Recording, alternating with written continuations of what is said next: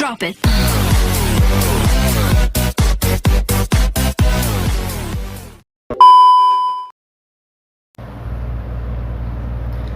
Assalamualaikum warahmatullahi wabarakatuh. Yang terhormat Dr. Samadi, MSI, selaku dosen pengampu mata kuliah Geografi Lingkungan. Sebelumnya perkenalkan, nama saya Rifki Bagasatrio dengan NIM 14026200061, Program Studi Pendidikan Geografi 2020.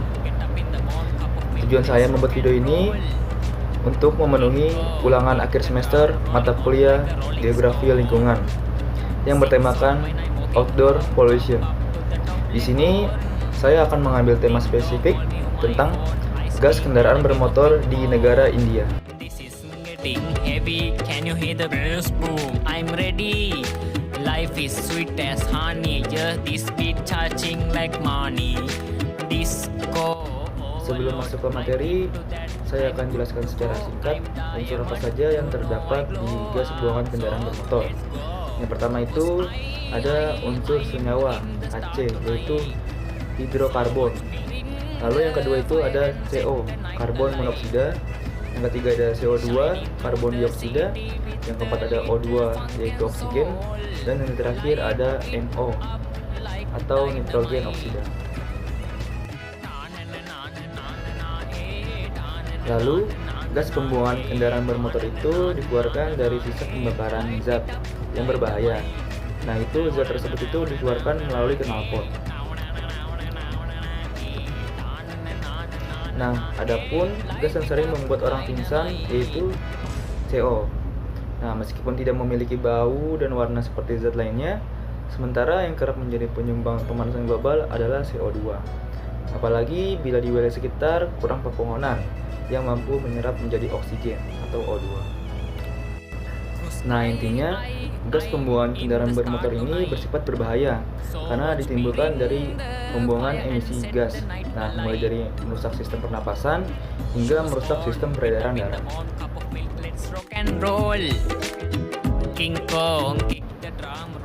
Nah, baik, langsung saja ke materi yang pertama, yaitu India jadi negara dengan kualitas udara terburuk di dunia.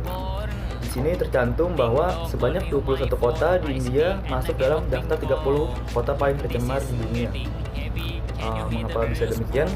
Karena kalau misalkan kita ketahui ya, India itu termasuk memiliki populasi sumber daya manusia yang cukup banyak itu di kawasan Asia maupun dunia.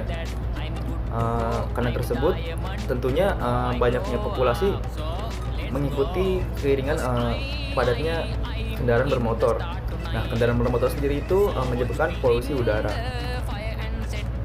Lalu di sini disebutkan juga bahwa data kualitas udara di India ini menunjukkan indikasi yang jelas bahwa perubahan iklim dapat secara langsung meningkatkan risiko paparan polusi udara melalui peningkatan frekuensi dan intensitas kebakaran hutan dan badai pasir. Nah, di sini disebutkan bahwa India ini nggak hanya saja dari kendaraan bermotor, tapi juga bisa ditambah faktor iklim. Nah, dari faktor kendaraan bermotor saja India sudah banyak gitu kan menyebabkan polusi udara.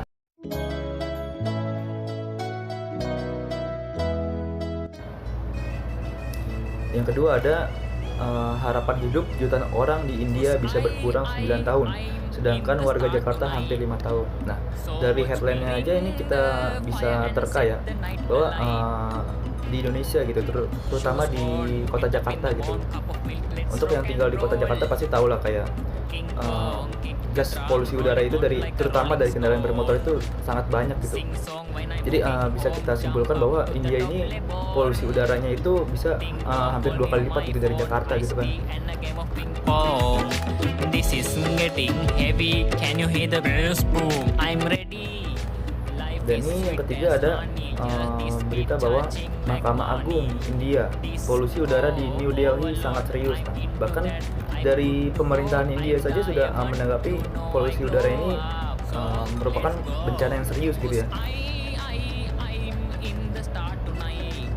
Nah, disebutkan bahwa Dewan Pengendalian Polusi India meminta agar institusi negara bagian dan daerah benar-benar bersiap untuk melakukan langkah-langkah darurat untuk menangani situasi asap yang memburuk di ibu kota. Pemerintah telah terpaksa memakai masker bahkan saat di rumah. Situasi ini sangat serius. Nah, kita bisa bayangkan ya, di India aja ini di rumah saja harus memakai masker gitu kan. Berarti kayak sangat tercemar gitu udaranya. Mungkin orang yang menderita sesak nafas gitu ya, untuk tinggal di India itu sangat tidak ramah gitu. Dan mungkin kalau keadaannya begini terus, beberapa bulan atau beberapa tahun kemudian mungkin India akan menjual udara gitu dalam bentuk oksigen gitu. Jadi mungkin kita sebagai warga Indonesia gitu kan, yang mungkin sekarang polusi udaranya memang tidak bagus, tapi ya mungkin kita masih menghirup udara yang masih bisa layak gitu tanpa harus membeli oksigen atau gimana. Lalu disebutkan juga bahwa di New Delhi, tepatnya yang kerap dinilai sebagai ibu kota dengan tingkat polusi tertinggi di dunia, menghadapi kondisi udara yang sangat buruk pada musim dingin akibat pembakaran sisa-sisa panen, emisi dari transportasi, pembangkit listrik, tenaga batubara di luar kota, dan emisi industri lain serta debu dan pembakaran sampah terbuka. Jadi bisa kita tahu ya bahwa di sini India ini bukan saja dari faktor transportasi gitu, tapi banyak faktor-faktor lain yang mendukung. You know I glow up, so let's go. Cause I'm in the Oke, selanjutnya ada algoritma peramalan polusi udara di Delhi, India dalam 1 dekade. Disebutkan bahwa polusi udara di India telah menyita perhatian publik dikarenakan menurut laporan World Health Organization atau WHO tentang Global Ambient Air Quality, India ini termasuk mengalami penurunan secara eksponensial kualitas udara di dunia. Karena kondisi tersebut, demografi India ini memiliki populasi kaum muda sangat tinggi dan beresiko mengalami gangguan kardiopulmoner akibat paparan polutan ditambah dengan efek kumulatif beberapa dekade mendatang. Nah, disebutkan juga nih bahwa dalam hal ini India juga berkontribusi tumbuhnya aktivitas kendaraan bermotor secara pesat dari kota-kota industri dan berkontribusi pada tingginya tingkat polusi udara per kota. Nah, berarti ya bisa dapat kita simpulkan bahwa salah satu penyebab faktor utama polusi udara di India ini semakin tercemar, semakin merebak gitu ya dari faktor kendaraan bermotor gitu. Mungkin ya karena India ini termasuk populasi negara yang tinggi juga, jadi kendaraan bermotor itu juga diperlukan gitu, alat transportasi, terutama ya di perkotaan ini tingkat polusi udara ini sangat tinggi. Nah, disebutkan juga lagi nih, apalagi si New Delhi ini merupakan kota yang terkurung daratan dengan kecepatan angin yang rendah dan udara yang kering, sehingga dapat menghambat penyebaran polutan ke udara.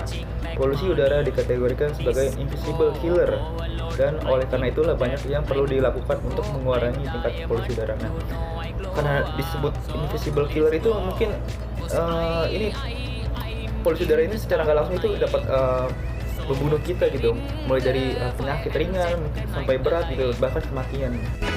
shining through the city with a little funk and soul. Ya mungkin kiranya segitu saja jadi dari saya. Kurang lebihnya mohon maaf, karena yang salah datangnya dari saya, yang benar datangnya hanya dari Allah. Wassalamualaikum warahmatullahi wabarakatuh.